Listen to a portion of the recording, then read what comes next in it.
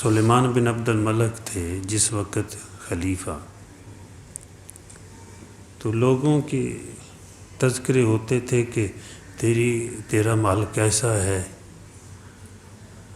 تو نے کیسا گھر بنایا، تیری لونڈی کیسی ہے، کتنی شادیاں کی ہیں۔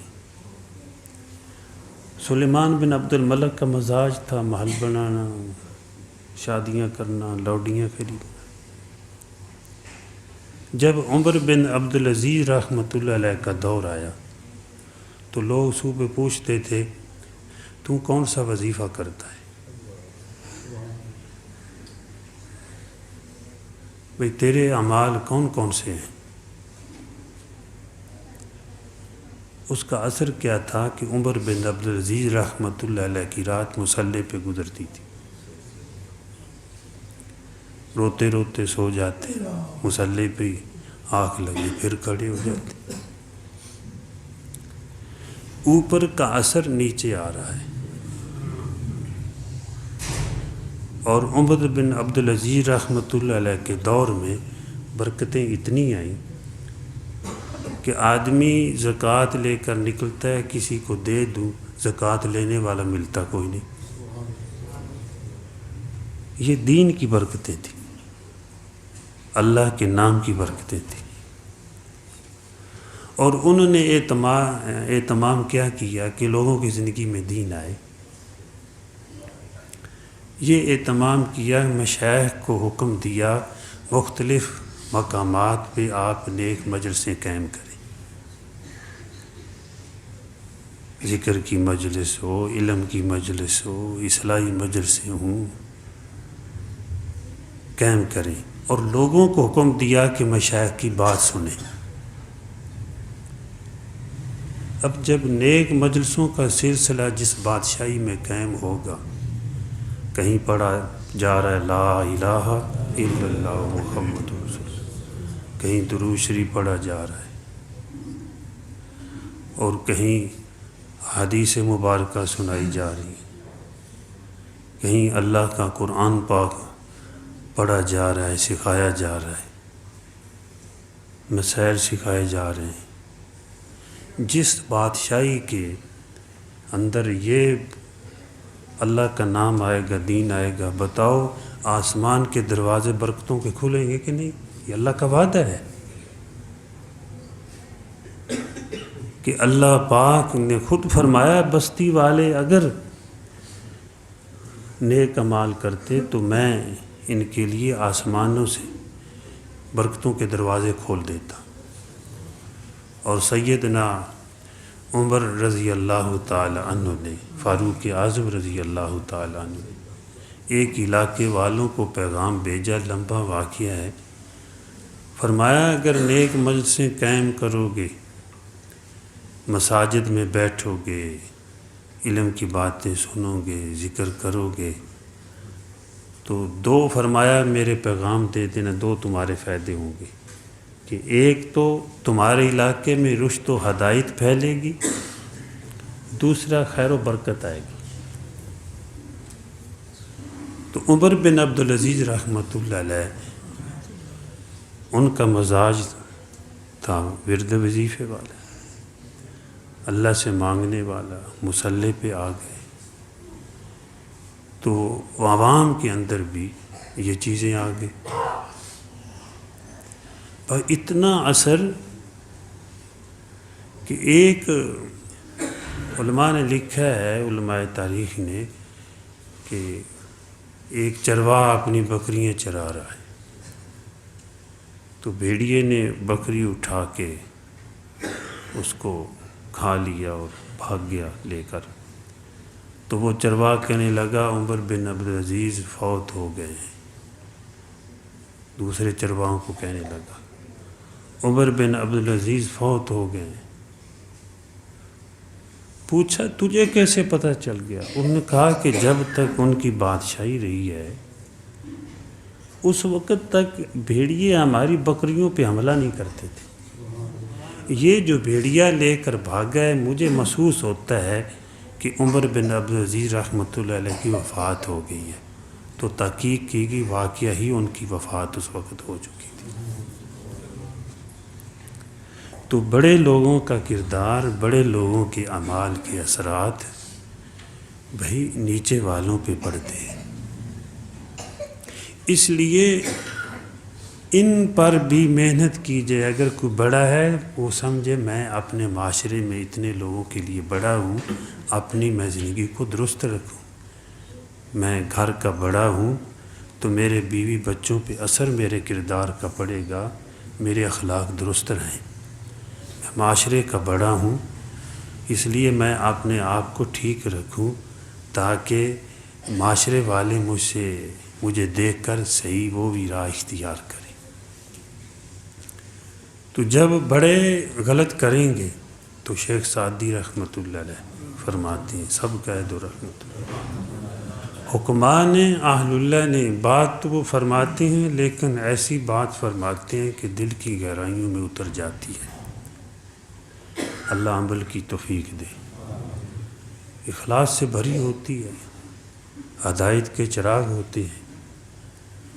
فرماتے ہیں جو بادشاہ ظلماً عوام کا انڈا کھائے، ظلماً انڈا کھائے تو اس کے کارندے مرغیاں پکڑ کے کھاتے ہیں۔ یہ بڑوں کا اثر پڑتا ہے۔ فرماتے ہیں ظلماً انڈا بڑا کھائے گا تو نیچے والے مرغیاں پکڑ کے لوگوں کی کھائیں گے، لیکن اگر بڑے لوگ توبہ کریں تو ان کی توبہ کے اثرات بھی اسی طرح پڑتے ہیں۔ ایک ہے نیک اعمال کریں، اس کے اثرات نیچے والوں پہ پڑتے ہیں۔ اگر غلط کریں چاہے وہ اندر گھس کے کریں، اس کے اثرات بہر پڑیں گے۔ میں نے کئی مرتبہ سنا ہے کہ ضلع منڈی بہاؤالدین میں وہاں پہ ڈی پی او صاحب نے وہاں پہ بلایا ایک مرتبہ علماء کو، تو وہاں یہی بات میں نے رکھی کہ بڑے لوگ جو ہیں وہ چاہے عمراء ہیں یا علماء ہیں، اللہ سے مانگا کریں۔ رات کی اندھیری میں مانگا ہوا جو ہوگا، دن کے اجالے میں اس کے اثرات کو آپ دیکھیں گے۔ اگر ڈی پی او صاحب اللہ سے مانگیں گے ضلع کے لیے تو جہاں تک ضلع ہے ڈی پی او صاحب کے سجدوں کا اثر اور اس کے اعمال کے اثرات وہاں تک پہنچے گے۔ اگر بادشاہ اپنے محل کے اندر سجدہ کرے گا، اللہ کے سامنے روئے گا، تو اس کے اثرات پورے ملک کی آخری سرحدوں تک پہنچے گے۔ جہاں تک اس کے اثرات ہیں، جہاں تک اللہ نے اس کو بادشاہی دی ہے، اس کے سجدوں کا اثر، اس کے ذکر کا اثر، اس کے نیک اعمال کا اثر وہاں تک پہنچے گا۔ اگر غلطی کرتا ہے توبہ کر لے تو اس کی توبہ کے اثرات بھی پورے اس کے ملک پہ پڑے گے۔ دیکھو جہانگیر بادشاہ، اللہ اس کی قبر کو منور کرے، ہمارے بزرگ فرماتے ہیں اہل کشف نے ان کی قبر پہ گئے تو کہتے ہیں اللہ کی رحمت اتر رہی ہے، اور میں خود گیا ہوں، صحیح بات ہے، میں وہاں بیٹھ کے پھر کوئی ذکر وغیرہ کیا اور ایصال ثواب کیا اور میرا بھی دل پسیج گیا۔ تو میں نے ساتھیوں کو کہا بھئی آج جہانگیر کہے گا کوئی ہماری قبر پہ آیا ہے، چلو کچھ کر کے گئے ہیں، ورنہ عام لوگ تو سیر کرتے ہیں۔ لیکن ان کی قبر پہ بزرگ فرماتے ہیں رحمت اتر رہی ہے۔ وجہ کیا ہے؟ کہ جہانگیر نے مجدد الفسانی رحمۃ اللہ علیہ کے ہاتھ پر توبہ کی کہ حضرت یہ کاغذ کورا ہے، جو آپ فرمائیں میں وہ ہندوستان کے پورے اس خطے پر نافذ کروں گا۔ تو حضرت نے جو لکھ کر دیا وہ نافذ کر دیا، اپنے باپ کی جو بنائے ہوئے قانون تھے سب کو ختم کر دیا، اور حضرت اتنے خوش ہوئے، فرمایا جہانگیر اگر میں جنت میں گیا تو تجھے بھی ساتھ لے جاؤں گا۔ تو جہانگیر بادشاہ کہا کرتا تھا بھائی مجھے حضرت نے فرمایا ہے جنت میں گیا تو ساتھ لے جاؤں گا، مجھے اللہ کی امید ہے کہ میں جنت میں جاؤں گا۔ یہ توبہ کے اثرات۔ اچھا جہانگیر نے توبہ کی، بیٹا نیک ہوا شاہ جہاں۔ جہانگیر نے توبہ کی، بیٹا نیک ہوا شاہ جہان، پوتا ولی اللہ ہوا،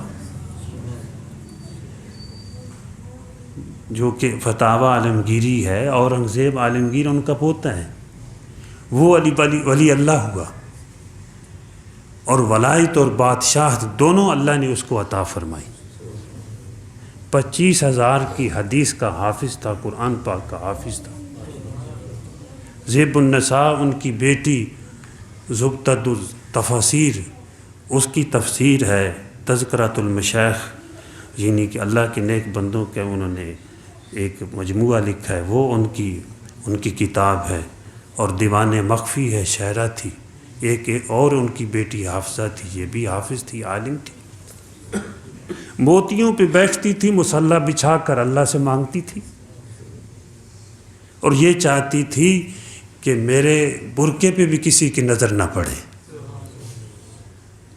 پھر خاندان میں ایسی نیکی ہے، جہانگیر نے توبہ کی، بیٹا نیک ہوا، پوتا ولی اللہ ہوا، اس خاندان میں حافظ عالم ہوئے۔ ایک مرتبہ کہنے لگی، ابو جی پوچھا نا، پتہ تھا یہ میری بیٹی اللہ اللہ کرنے والی ہے، کوئی کام؟ تو کہنے لگی، ابو جی میں استادوں کے پاس پڑھنے کے لیے جاتی ہوں، تو راستے میں میری بگی پہ برقعے میں ہوتی ہوں، لوگ مجھے دیکھتے ہیں میری برقعے کو، میرا جی چاہتے میرے برقعے پہ بھی کسی کی نظر نہ پڑے۔ جی پر دیکھو پردے میں جاتے، تو انہوں نے کہا کہ بیٹی یہ کر لیتے ہیں سرنگ، یہ دہلی کے اندر وہ سرنگ کہتے ہیں آج بھی موجود ہے، تو گھر استادوں کے پاس جانے کے لیے ایک سرنگ بنائی، جس میں انہوں نے 300 اس وقت چراغ جلا دیے۔ آج تو بلب وغیرہ ہوتے ہیں کہ یہاں سے جو ہے زیب النساء جائے۔ تو زیب النساء نے کہا کہ ابو جی اتنے چراغ کیا کرنے، 30 چراغ کافی ہیں، باقی سارے مساجد اور مدارس میں بھیج دو۔ تو میرے بھائیو دوستو بزرگوں، یہ عالمگیر کی بادشاہی، اس کے اندر میں نے پڑھا ہے کہ دولت کی کمی کو نہیں ہے دوسرے بادشاہوں سے۔